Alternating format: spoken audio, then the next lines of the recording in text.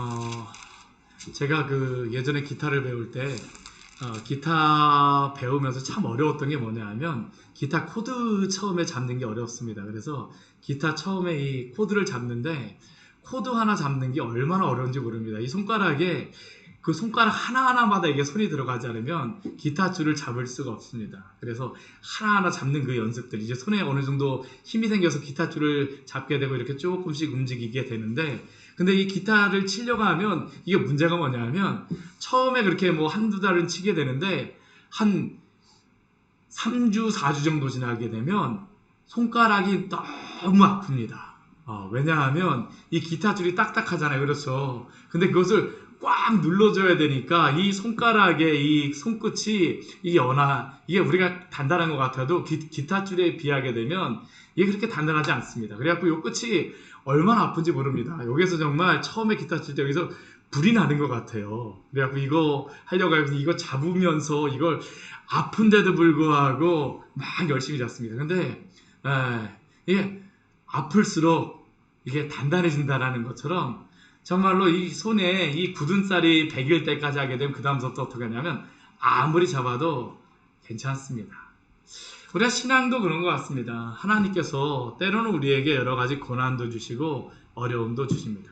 말씀 우리가 볼 때도 그래요. 우리 예레미야 말씀 같은 경우에는 오늘 말씀 우리 예레미야 15장 1절부터 9절까지의 말씀을 보게 되면 이 말씀 같은 경우는 제가 은혜의 말씀을 이걸 전하려고 해도 그 말씀을 전할 수 있는 그 끈덕지가 별로 없습니다. 물론 여기에 없다라고 하는 건 아닙니다. 근데 우리가 좋아할 만한 그러한 말씀, 우리에게 위로를 줄 만한 그러한 말씀이 사실 여기에 쉽게 찾아보기가 쉽지 않습니다. 근데 왜 이 말씀을 우리에게 주실까요? 이 말씀을 통하여서 우리의 영혼을 단단하게 하시기 위하여서 우리에게 주시고자 하는 줄 믿습니다. 이스라엘 백성들에게도 그렇습니다. 이스라엘 백성들이 하나님을 잘 섬겼을 때에는 하나님께서 그들에게 여러 가지 복도 주시지만 또 그들이 죄악을 범하였을 때는 하나님이 지속적으로 그들이 잘못하였다는 것을 알려주십니다. 그것을 통해서 하나님 무엇을 하시고자 하는 걸까요? 죄를 그들 속에서 제하고자 하시는 것입니다. 제하고자 하는 것이에요. 근데 이 죄를 제한다라고 하는 것이 쉽지를 않습니다. 이 죄라고 하는 게 얼마나 이게 살갗 같습니다. 피부와 같아요. 우리 며칠 전에도 봤지만 부스인이 아무리 닦아낸다라고 해서 살을 이태리 떼수건으로 닦았다 그래갖고 살이 하얗게 됩니까? 표범이 아무리 표백제를 사용해갖고 한다 그래갖고 그 얼룩 무늬가 사라집니까? 죄가 그렇다라는 것이죠. 얼마나 우리의 피부와 같이 가까이 있는지. 하나님의 그 은혜가 아니면 이 죄가 사라지지가 않습니다. 이스라엘 백성 가운데 이렇게 고난을 주시는 이유도 하나님 그 죄에서 돌이켜서 나에게로 돌아오라고 말씀하시는 것이죠. 우리 예레미야의 선지자도 보게 되면 참 예레미야 선지자가 처음에 이 하나님의 말씀을 들을 때는 예레미야 선지자 같은 경우에 한 세대를 말씀을 전하였던 사람입니다. 40년 동안 이 말씀을 전하였던 사람이죠. 근데 하나님의 말씀을 처음에 전할 때에는 그가 어떠한 나이였을까요? 젊은 그러한 나이였을 것입니다. 그렇게 나이가 많지 않았을 것이에요. 아직까지 세상적으로 많은 경험이 있지 않고 많은 그러한 때묻지 않은 그러한 모습, 두려운 마음이 굉장히 많았던 것 같습니다.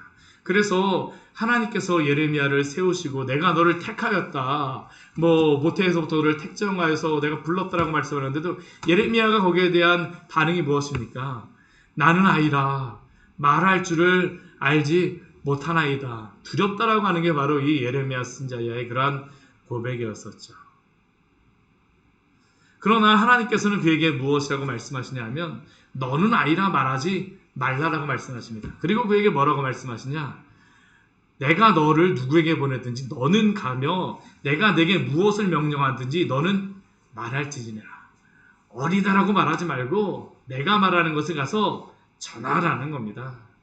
그들을 두려워하지 말고 내가 너와 함께 하니까 내가 너를 구원할 테니까 나의 말을 전하라라고 예레미야에게 그 말씀을 주셨죠. 근데 그 이후에 예레미야의 삶 속에서 일어났던 일들이 무엇입니까? 우리가 그 예레미야 지금까지 우리 15장 말씀까지 보면서 정말 산전수전 공중전까지 다 겪은 겁니다. 그렇죠? 여러 가지 그 사건들이 있었습니다.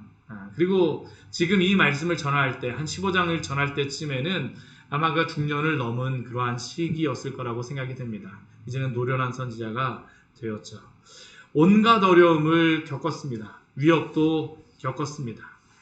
단단하게 기도했습니다. 그러나 그는 그 가운데에서도 부드러운 마음은 결코 잃지 않았어요. 어떤 부드러운 마음이었냐면 이스라엘 백성을 향한 안타까운 마음. 우리가 오늘 앞에 14장 말씀에도 보았었지만 하나님께서 예레미야 선지자에게 기도하지 말라라고 하시는데도 불구하고 예레미야 선지자가 어떻습니까? 끝까지 기도합니다. 하나님이 이스라엘 백성을 향하여서 눈물을 흘린다라고 말씀하시자 오늘 새벽에도 어떻습니까? 하나님께 다시 한번 중보의 기도를 하고 있습니다. 지금 이스라엘은 어떤 상황입니까? 가뭄이 극심합니다. 그리고 바벨론의 칼이 지금 막 난무하고 있어요. 예루살렘 안까지는 지금 포로로 잡혀간 그러한 것들이 있었을지 모르지만 완전히 예루살렘 안까지는 막 점령당한 상태는 아닌 것 같습니다. 그러나 그러한 가운데에서 함부로 밖에 나다닐 수도 없습니다. 왜요? 칼이 막 난무하고 있고 또 안에서 그렇다고 그냥 있기도 있을 수도 없어요. 왜요? 가뭄이 있어서 기근이 들어가고 있기도 참 어려운 것이죠. 진퇴양난의 상황입니다. 그러한 가운데 하나님께 기도하여서 하나님 당신께서 우리를 구원하여 주시옵소서. 이게 바로 앞에 14장 우리 앞에 예레미야가 하나님 앞에 기도하였던 그러한 말씀이었습니다. 근데 하나님께서 이러한 예레미야의 기도를 들으시고 오늘 무엇이라고 말씀하실까요? 우리 1절 말씀해 보게 되면 참 이상한 말씀을 하십니다. 여호와께서 예레미야에게 이르시되 내게 이르시되 모세와 사무엘이 내 앞에 섰다 할지라도 내 마음은 이 백성을 향할 수 없나니 그들을 내 앞에서 쫓아 내보내라. 지금 예레미야가 예레미야 14장 앞에 말씀에서 두 번씩이나 하나님 앞에 기도하였습니다. 두 번씩이나 간절하게 기도하였는데 그가 이렇게 간절하게 두 번씩이나 기도하였다 할지라도 하나님 뭐라고 말씀하시냐면 너가 두 번씩이나 기도했지만 모세나 사무엘이 내 앞에 섰다 할지라도 내가 너의 기도를 듣지 아니하겠다라고 하나님이 말씀하십니다. 참 얼마나 매빠지는 그러한 응답입니까? 그렇죠. 하나님 응답입니까? 나는 열심히 기도했는데 하나님은 너가 아니라 모세나 사무엘이 서도 내가 용서하지 않겠다라고 말씀하세요. 모세는 어떠한 인물입니까? 이스라엘이 애굽에서 나올 때에 하나님의 그 명령을 따라서 이스라엘 백성을 가나안 땅까지 인도하였던 그러한 그 사람이었었죠. 또한 사무엘은 어떠한 사람입니까? 사사기의 그 참혹한 불신앙의 시대를 마무리하였던 그러한 선지자가 바로 이 사무엘 선지자입니다. 사무엘을 통하여서 어떠한 그 일이 벌어집니까? 사울 왕도 세워졌지만 다윗 왕도 세움으로 말미암아 하나님께서 이스라엘의 왕조를 열개 사용하셨던 그러한 선지자가 바로 이 사무엘입니다. 두 사람은 또한 어떤 특징이 있습니까? 모세와 같은 경우는 아론의 금송아지 사건인데 하나님 앞에 목숨을 걸고 기도하였던 사람이죠. 출애굽기 32장 32절 말씀에 보면 3232 말씀에 보면 무엇이라고 모세가 기도하냐면 그러나 이제 그들의 죄를 사하시옵소서. 그렇지 아니하시오면 원하건대 주께서 기록하신 책에서 내 이름을 지워버려 주옵소서. 모세라고 하는 이 인물은 목숨 걸고 하나님 앞에 기도했던 사람입니다. 중보 기도했었죠. 주님, 이 민족의 구원을 위해서 차라리 내 목숨을 가져가실지언정 이들을 구원하여 주시옵소서. 모세가 그렇게 기도했습니다. 사무엘은 어떻게 기도하였을까요? 사무엘이 사무엘상 12장 23절 말씀해 보게 되면 나는 너희를 위하여 기도하기를 쉬는 죄를 여호와 앞에서 결단코 범하지 아니하고 라고 그가 고백합니다. 기도하기를 쉬는 죄를 여호와 앞에서 결단코 범하지 아니하고 사무엘은 자신이 기도하기를 쉬는 게 무엇이라고 하나님 앞에 고백합니까? 죄라고 고백하는 사람입니다. 목숨 걸고 하나님 앞에 기도하겠다라고 하는 사람이 또한이 사무엘이죠. 그런데 하나님께서는 이 모세와 사무엘이 내 앞에 있다 할지라도 하나님께서 이스라엘 백성을 용서하지 않겠다라고 말씀하세요. 이스라엘 백성은 지금 어떠한 상황입니까? 아까도 말씀드렸지만 칼과 기근으로 굉장한 어려움을 당하고 있습니다. 그들이 지금 예레미야에게 질문하였던 그러한 질문일 수 있습니다. 2절 말씀은 너가 그렇게 말하는데 우리가 그러면 도대체 어디로 나아가리요? 예레미야에게 그래 우리가 너무 잘못한 것 같아. 그러면 우리가 어떻게 할까? 예레미야가 하나님 앞에 가서 질문합니다. 하나님, 이들이 어디로 가느냐고 질문하는데 그들에게 무엇이라고 대답할까요? 근데 하나님께서는 예레미야에게 무엇이라고 말씀하십니까? 죽을 자는 죽음으로 나아가고 칼을 받을 자는 칼로 나아가고 기근 당할 자는 기근으로 나아가고 포로될 자는 포로됨으로 나아갈지니라. 지금 이게 어떠한 상황일까요? 이들이 실제로 이러한 일을 당하고 있는 겁니다. 실제로 이게 일어나고 있습니다. 정말로 기근과 이 칼로 인하여서 죽음을 당하는 사람들은 내가 이상한 건데 어찌합니까? 이것같이 정말로 간절한 기도가 어디 있을까요? 제가 여기서 어떻게 해야 됩니까? 하나님 뭐라고 말씀하세요? 죽을 자는 죽음으로 나아가고 칼 앞에서 너무나도 두렵습니다. 바벨론은 저 칼이 저 앞에 있는 주님 이 앞에서 어떻게 해야 됩니까? 근데 하나님께서 뭐라고 말씀하세요? 칼을 받을 자는 칼로 나아가고 기근 가운데서 먹을 것이 없습니다. 근데 하나님께서 그들에게 무엇을 주실 거라고 생각하는데 기근 당할 자는 기근으로 나아가고 포로로 붙잡혀갑니다. 1차 아마 지금 2차 지금 포로로 붙잡혀가는 그런 때 정도 되는 것 같아요. 포로 될 자는 포로로 나아갈지니라. 하나님 이 정도만 말씀하지 않으세요. 칼이 어떻게 옵니까? 우리 하나님께서 이들을 4가지로 벌하겠다라고 말씀하시는데 마지막에 이들에게 벌하는 그러한 벌이 어떻게 나오냐 하면 죽이는 칼과 찢는 개와 삼켜 멸하는 공중의 새와 땅의 짐승으로 할 것이며 이것이 어떤 의미겠습니까? 이스라엘 백성들에게 우리나라도 그렇죠.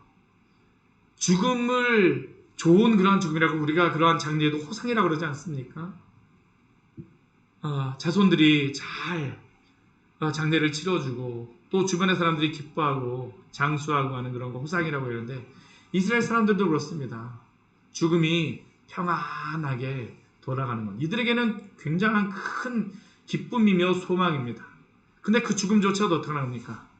죽이는 칼에 죽습니다. 근데 장례를 제대로 치르지를 못해요. 그러니까 어떻게 됩니까?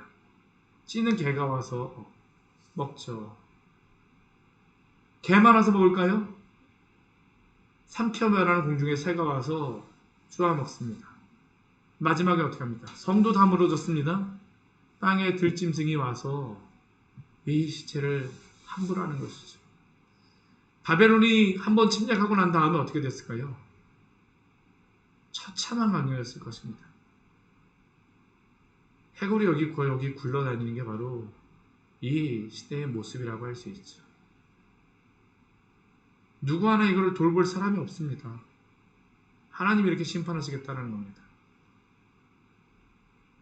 왜 하나님이 이렇게 심판하십니까? 우리 4절 말씀에 오게 되면 분명히 그들에게 심판하게 되는 그러한 이유를 이렇게 말씀하시죠. 우리 같이 한번 읽어볼까요? 요당 히스기야의 아들 므낫세가 예루살렘에 행한 것으로 말미암아 내가 그들을 세계의 여러 민족 가운데 흩으리라. 아멘.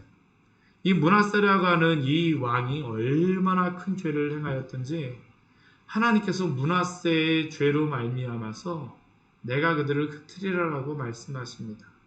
지금 이 시대로부터 거의 한 5, 60년 전에 5, 60년?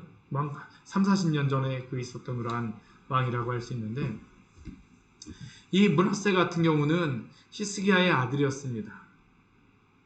아수르의 승리를 맛보았던 그러한 왕의 아들이죠. 근데 이 므낫세가 어떻게 합니까? 히스기야가 죽고 난 다음에 온갖 죄악을 다 행합니다. 사실은 이 마지막에 므낫세가 죽고 난 다음에 요시야 왕이 므낫세가 그의 요시야 왕의 할아버지인데 그의 아버지가 잠깐 이렇게 통치하다가 요시야로다 이렇게 바뀌었는데 요시야가 아무리 개혁을 행하려고 했어도 이 므낫세 이 죄악이 얼마나 강하였는지 이게 없어지질 않는 겁니다. 우리 그 예레미야 우리 1장서부터 6장까지의 말씀이 이 요시야의 그러한 개혁 때 그 예레미야가 말씀을 전했던 그러한 것이라고 했는데, 그때도 하나님께서 예레미야를 통해서 말씀하신 게 뭐냐면 그들의 죄에 대해서 말씀하십니다. 넘어서기가 너무 힘들어요. 므낫세 왕이 얼마나 장수했는지 모릅니다. 조금 살았으면 모르겠는데 50년을 넘는 기간 동안, 가장 오랜 기간 동안 통치하였던 왕이 바로 이 므낫세 왕입니다. 어린 시절에 왕이 돼갖고 악행이라고 하는 악행은 다 저질렀습니다. 우리 열왕기 우리 하 21장 말씀에 보면 나와 있죠. 우리 같이 한번 보도록 할까요? 우리 열왕기 하 우리 21장의 말씀입니다. 우리 열왕기 하 21장 2절서부터 우리 8절까지의 말씀을 우리 같이 한번 읽어보도록 하겠습니다. 열왕기 하 2장 2절서부터 21장이요. 21장. 네, 21장 2절부터 8절까지의 말씀을 같이 한번 읽겠습니다. 한 절씩 같이 읽도록 하겠습니다. 므낫세가 여호와 보시기에 악을 행하여 여호와께서 이스라엘 자손 앞에서 쫓아내신 이방 사람의 가증한 일을 따라서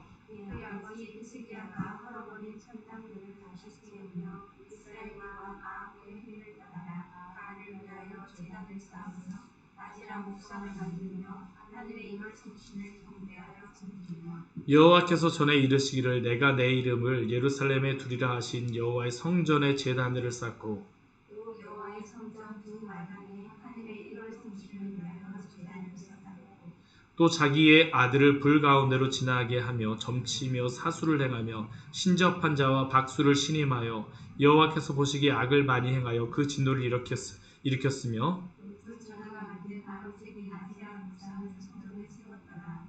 옛적에 여호와께서 이 성전에 대하여 다윗과 그의 아들 솔로몬에게 이르시기를 내가 이스라엘의 모든 지파 중에서 하나님의 성전과 예루살렘의 이름을 영원히 네, 같이 읽겠습니다.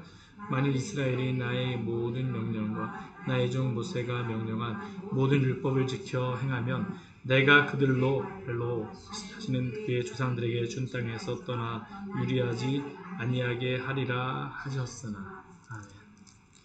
우리 열왕기하 우리 21장 2절서부터 8절까지 말씀을 보게 되면 21절 1절 말씀을 보게 되면 55년간 다스렸다고 나오죠. 그래서 50은 가장 오랜 시간 동안 다스렸던 그런 왕입니다. 근데 그거 어떻게 합니까? 여기에 보게 되면 정말 처참한 죄악들을 행하고 있죠. 산당들을 세우는 것 정도가 아니라 자신의 아버지 히스기야를 따라하는 게 아니라 누구를 따라하냐면 이스라엘 왕 아합의 행위를 따라서 바알을 위하여서 제단을 쌓습니다. 아세라 목상을 만듭니다. 하늘의 1월 성신을 경배하며 섬깁니다. 이것만 해도 양반입니다. 그 다음에는 어떻게 합니까? 내 이름을 예루살렘에 두리라 하셨는데 여호와의 성전에 제단들을 쌓기 시작합니다. 여호와의 성전의 두 마당에 이방인의 뜰, 여인들의 뜰 곳곳에다가 이 하늘의 1월 성신을 위하여 제단을 쌓습니다. 또 무엇을 합니까? 자기 아들을 불 가운데로 지나가게 합니다. 점도 칩니다. 사술도 행합니다. 신접한 자와 박수를 신임하여서 그 옆에 쭉 세워놓은 것이죠. 이스라엘 왕 옆에 무당들이 있습니다. 자기가 아로새긴 아세라 목상을 성전에 세워놨습니다. 성전 안에다 세워놨다는 거죠.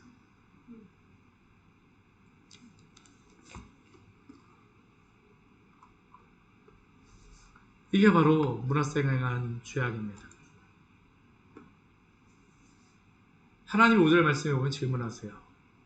예루살렘아 너를 불쌍히 여길 자 누구며 너를 위하여 울 자 누구며 돌이켜 내 평안을 물을 자 누구냐. 사실은 이것을 누구냐라고 하는데 이 누구가 누가 되어야 되겠습니까? 이스라엘 백성에게는 하나님이 되셔야 됩니다. 하나님이 이들을 지켜주시고 하나님이 이들을 붙잡아 주시고 하나님이 이들을 평안을 주시고 하셔야 되는데 하나님이 이들이 행한 그러한 죄악 때문에 하나님이 그걸 하실 수가 없어요. 우리 6절 말씀에 오게 되면 분명히 하나님께서 말씀하시죠. 이스라엘 백성들은 도대체 나를 이렇게 할 사람이 누구냐 하면서 하나님께 질문할지 모르겠지만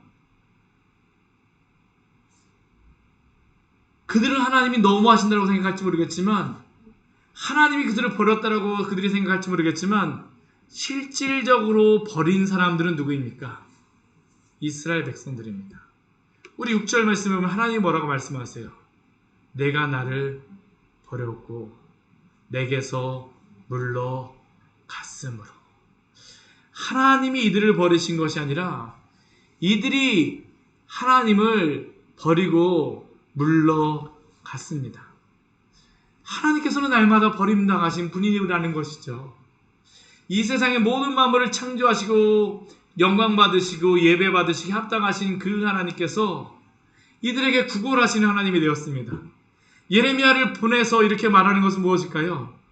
천지를 창조하신 하나님이 지금은 정말 자존심 상하는 겁니다. 한번 생각을 해보십시오. 다 하나님이 주신 것인데 나 좀 제발 한번 따라와 봐. 나를 한번 믿어봐. 하나님 이렇게 말하는 게 말이 됩니까? 말이 되지를 않습니다. 하나님이 사실은 하나님으로서의 그 모든 것들을 다 버려두시고 그들에게 나에게 돌아오라고 말씀하시는 것은 하나님이 자신을 다 내려놓으신 것입니다. 날마다 버림받으셨어요. 이스라엘의 역사는 무엇이었습니까? 배반의 역사라는 것이죠. 배반의 역사입니다. 하나님이 배반의 역사, 날마다 하나님 손 벌려서 나에게 돌아오라고 말씀하시는 하나님이 그들에게 구원하십니다. 하나님이 그들에게 우리 6절 뒤에 말씀을 보게 되면 뭐라고 말씀하실까요? 내가 또 뜻을 돌이키기에 지쳤음이니라 라고 하나님 말씀하십니다. 우리 같으면 어떻게 할까요? 우리 같으면 어떻게 합니까? 우리 같으면 어떻게 합니까? 한 번 어떤 사람한테 속아줄 수는 있습니다. 한 번은 그래 속아줄 수 있어. 두 번은 속아줄 수 있습니다. 그래 두 번은 내가 속아줄 수 있어. 세 번은 속아줄 수 있습니다. 세 번 정도 속아주게 되면 호인입니다. 베드로는 7번 용서하겠다라고 하는 거 보게 되면 베드로는 보통 사람 아닙니다. 이스라엘 백성은 800년 동안 하나님께 대하여서 날마다 하나님을 배반하였습니다. 하나님이 뭐라고 말씀하세요? 내가 뜻을 들여키기에 지쳤음이로다. 돌이키지 않는 겁니다. 하나님이 그렇다고 이들을 완전히 버리신다라고 생각하면 안 됩니다. 이 세대를 향하여서 하나님이 징벌하시는 겁니다. 새로운 세대를 일으키시기 위함입니다. 이들에게 바벨론의 징계가 필요하다는 것이죠. 그 다음에 회복은 만드시겠지만 이 바벨론의 징계는 돌이킬 수가 없다라는 게 하나님의 말씀입니다. 돌이키지 않으시겠다라고 말씀하세요. 왜요? 그들이 하나님을 버렸기 때문입니다. 그들이 하나님을 버렸어요. 하나님께서는 그들을 키로 까불려서 끊으시고 멸하시겠다라고 말씀하십니다. 왜 그렇습니까? 여전히 하나님께서는 그들에게 돌이키기를 원하시는데 우리 7절 후반절 말씀에 보면 뭐라고 말씀하십니까? 이는 그들이 자기들의 길에서 돌이키지 아니하였습니다. 우리 6절 후반절에서는 어떡합니까? 이는 내가 뜻을 돌이키기에 지쳤습니다. 하나님은 뜻을 돌이키기에 지치셨습니다. 왜요? 이는 그들이 자기들의 길에서 돌이키지 아니하였기 때문입니다. 하나님이 아브라함에게 주셨던 축복이 무엇입니까? 하늘의 별과 같이, 땅의 모래와 같이, 바다의 모래와 같이. 그런데 우리 8절 말씀을 보게 되면 하나님이 이 축복을 다르게 말씀하세요. 저주의 말씀을 하시죠.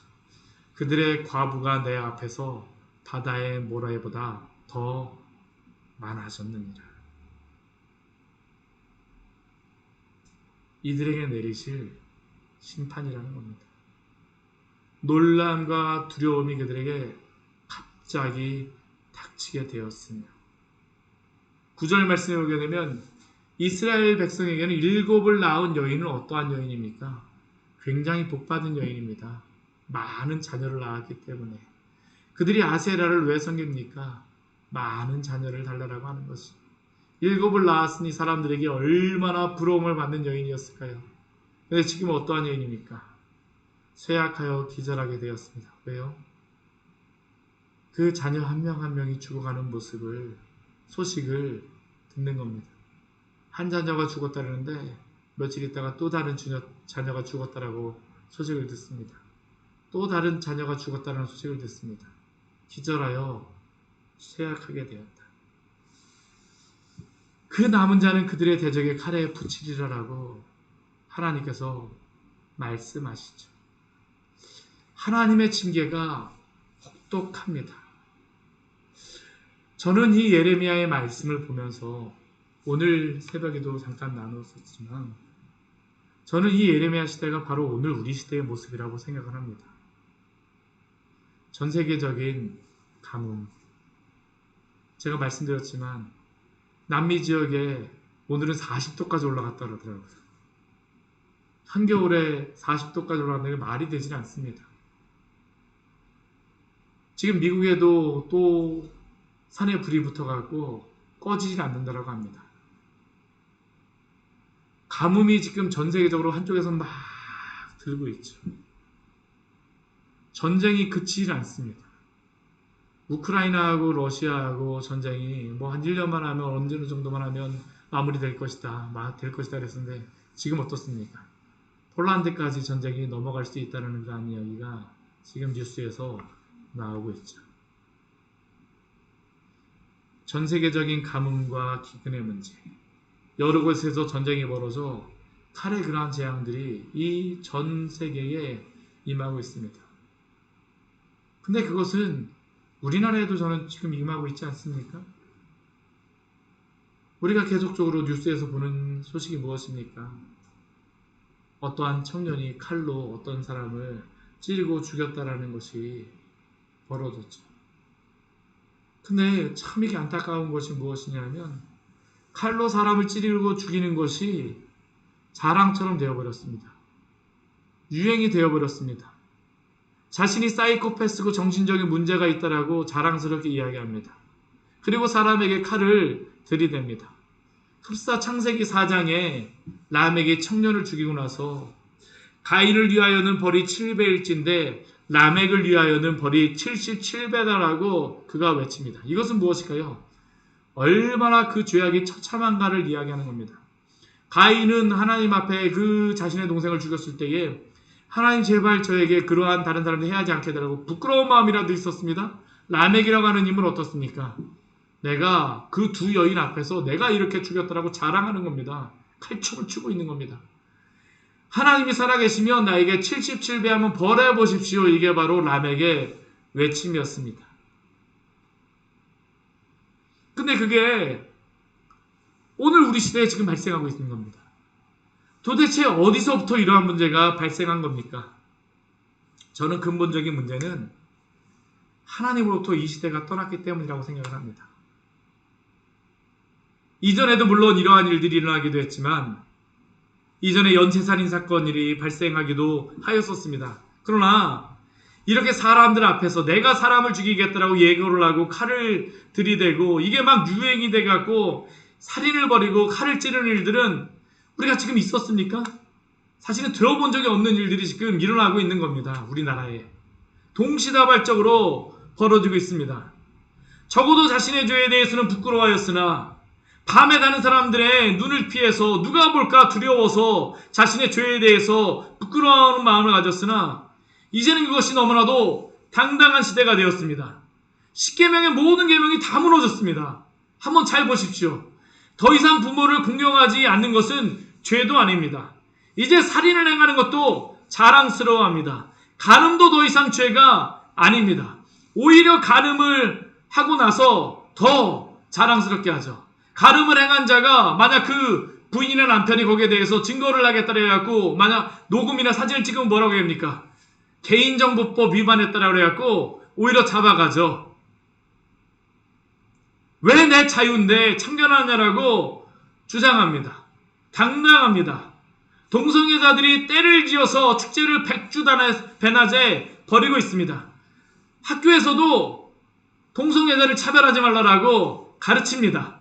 무엇이 선인지 악인지 가르치지 않고 선과 악이 바뀌었습니다.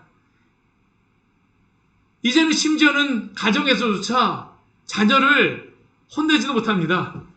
자녀가 가고 부모가 나에 대해서 어떠한 억압적인 그런 행동을 행했다라고 신고하게 되면 경찰이 붙잡아서 부모를 붙잡아가는 시대입니다. 부모의 훈육조차도 죄가 되는 시대에 선생님은 무슨 권위가 있을까요? 찾을 수가 없습니다. 성경은 분명히 남성은 남성다워야 된다고 말씀하고 여성은 여성다워야 된다고 그것이 아름답다고 말씀하지만 더 이상 그것이 옳다라고 이야기하지 않습니다. 오히려 여성이 남성답고 남성이 여성스러운 게 더 옳다라고 말하는 시대가 바로 이 시대죠. 어쩌면 우리도 그것을 너무나도 당연하게 생각합니다. 그것을 부끄럽다라고 이야기를 하진 않아요.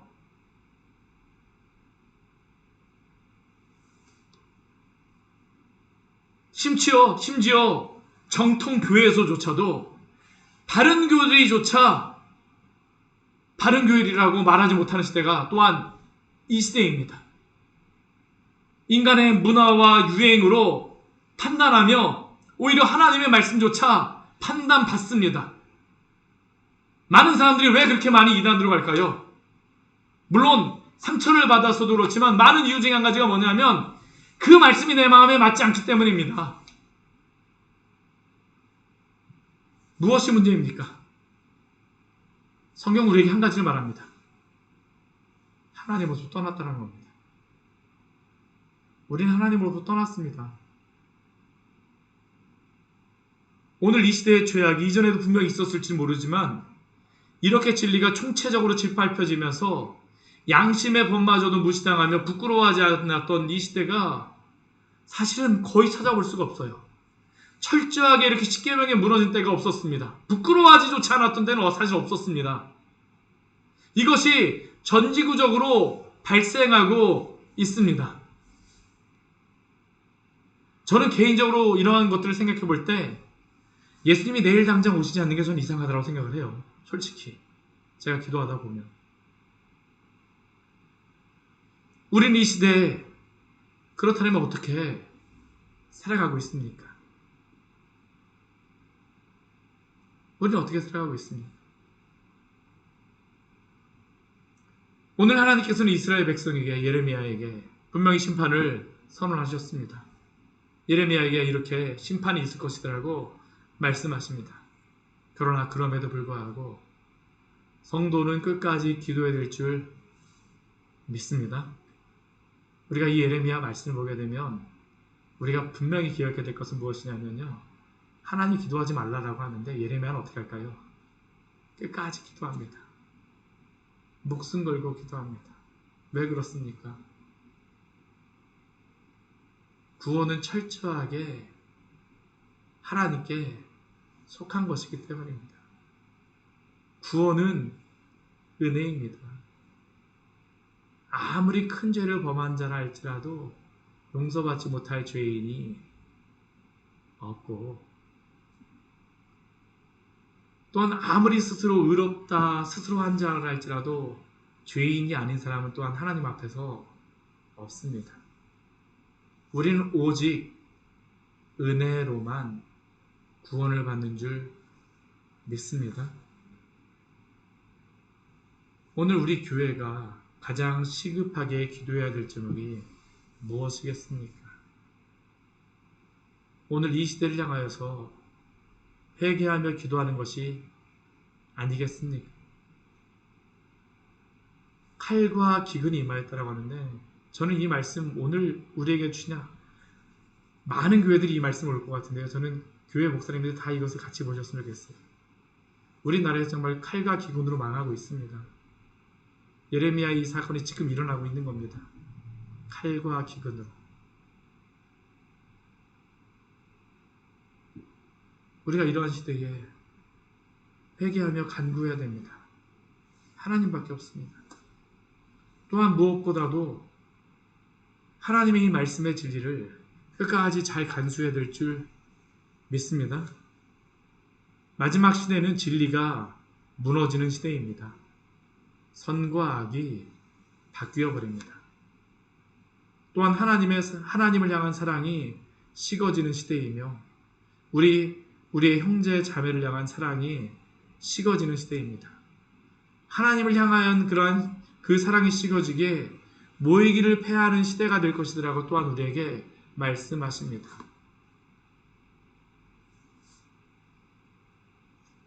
그러나 우리는 이 시대에 더욱 이러한 때일수록 주님 앞에 더욱 모여서 기도해야 될 줄 믿습니다.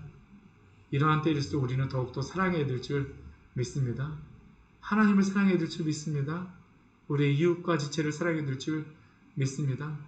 우리는 더 자발적으로, 우리는 더 힘을 다하여서 주 앞에 나아가야 합니다.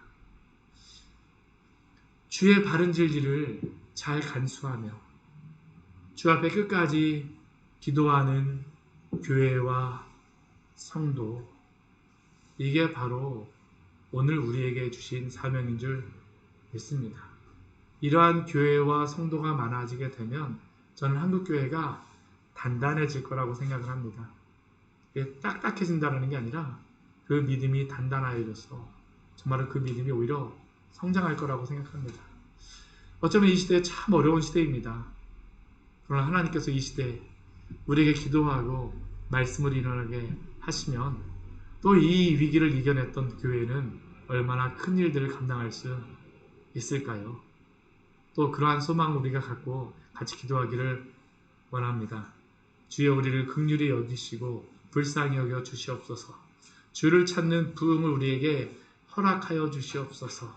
이 시간 같이 기도하기를 원합니다. 우리 주님 앞에 같이 기도하기를 원합니다. 저는 예레미야 이 말씀을 보면서 오늘 우리에게 주시는 말씀이라고 생각을 합니다. 오늘